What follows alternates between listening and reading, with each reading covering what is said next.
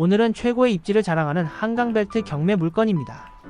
서울 마포구 합정동 합정역 생활권 이면사 모아타운 3차 대상지로 선정된 지역 안에 있는 단독주택 경매 물건입니다. 입지 좋고 땅 넓고 가격도 많이 빠져서 굉장히 좋아 보이지만 경매 구조 임차인 그리고 모아타운 이슈까지 꼼꼼히 봐야 하는 난이도가 있는 물건입니다. 사건 번호 2023 타경 61393 서울 마포구 토정로 28-6에 위치해 있습니다. 형식적 경매로 공유물 분할을 위한 경매입니다. 토지 면적은 179제곱미터로 약 54평입니다.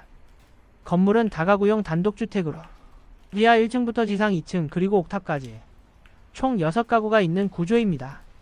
사용 승인일은 1991년 9월로 연식은 꽤 있는 편이죠.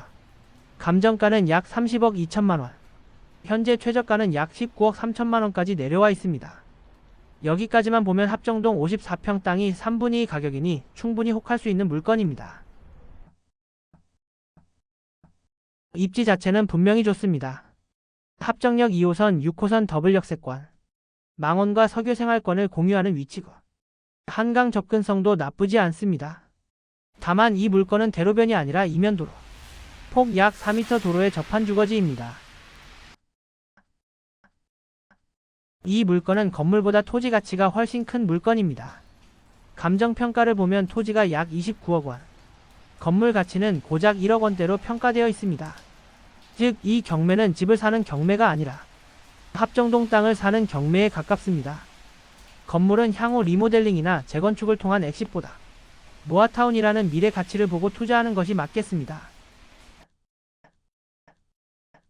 이 경매는 채권자가 돈을 못 받아서 나온 일반적인 강제 경매가 아닙니다. 공유자 2명이 상속을 받았고 상호간 분쟁이 있는 걸로 보이는데 땅과 건물을 나눌 수 없으니 법원에 경매를 신청한 사건, 즉 공유물 분할 경매입니다. 공유물 분할 경매에는 특징이 몇 개 있는데요. 공유자 중 일부가 고의점유나 현장훼손 등 적극적으로 방해하는 경우가 있습니다. 또 공유자 중 한 명이 셀프 낙찰받을 가능성도 있어서 입찰자 입장에서는 헛걸음을 할 수도 있습니다. 이렇게 권리나 배당 구조는 단순하지만 감정 싸움은 복잡해서 명도가 순탄하지 않을 수 있다는 의미입니다. 등기부상 권리관계를 보면 근저당과 가압류는 있지만 모두 말소기준 권리 이후에 설정된 권리입니다. 즉, 낙찰받으면 등기부상 권리는 전부 소멸합니다. 이 단독주택에는 총 6가구의 임차인이 거주하고 있습니다. 그중 대부분은 근저당보다 전입일이 빠르고요. 확정일자를 보유하고 있으며 배당 요구까지 완료한 선순위 임차인입니다. 그래서 현 최저가대로 낙찰되더라도 대부분의 보증금은 배당받아가는 구조입니다. 낙찰자가 인수할 보증금은 약 1천만원 정도입니다. 보증금 미상으로 나오는 한 임차인은 매각 물건 명세서에 소유자 자녀로 표기되어 있지만 임장을 통해 최종 확인이 필요합니다.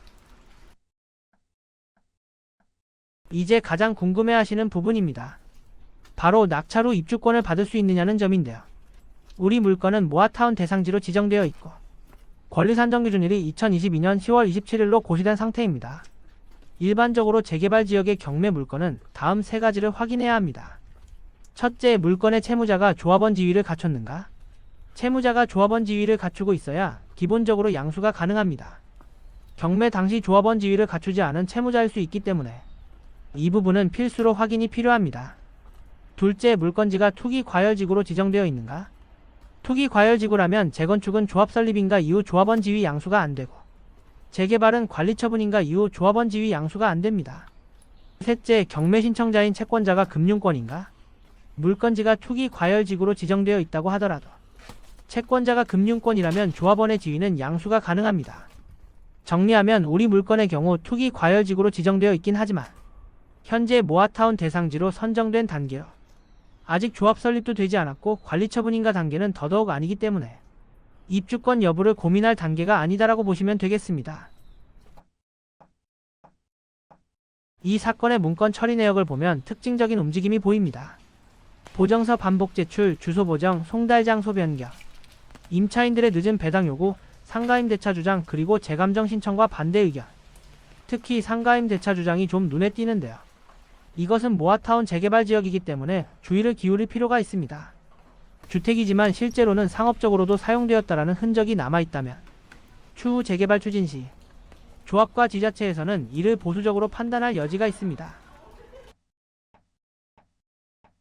이 물건은 한강벨트라는 입지에다가 유찰로 저렴해진 가격 때문에 더욱 매력적으로 보이지만 절대 가볍게 접근하면 안 되는 물건입니다. 이 물건의 입찰을 고민하신다면 투자 금액이 장기로 묶이기 때문에 감당 가능한 금액인지, 대출이 얼만큼 나오는지, 현금 청산 가능성이 있진 않은지 모든 정보를 체크할 것을 권장드립니다. 오늘은 모아타운 구역의 공유물 분할 신청 물건을 확인해봤습니다. 앞으로도 경매 물건을 분석하면서 좋은 컨텐츠와 정보를 공유하겠습니다. 시청해주셔서 감사합니다.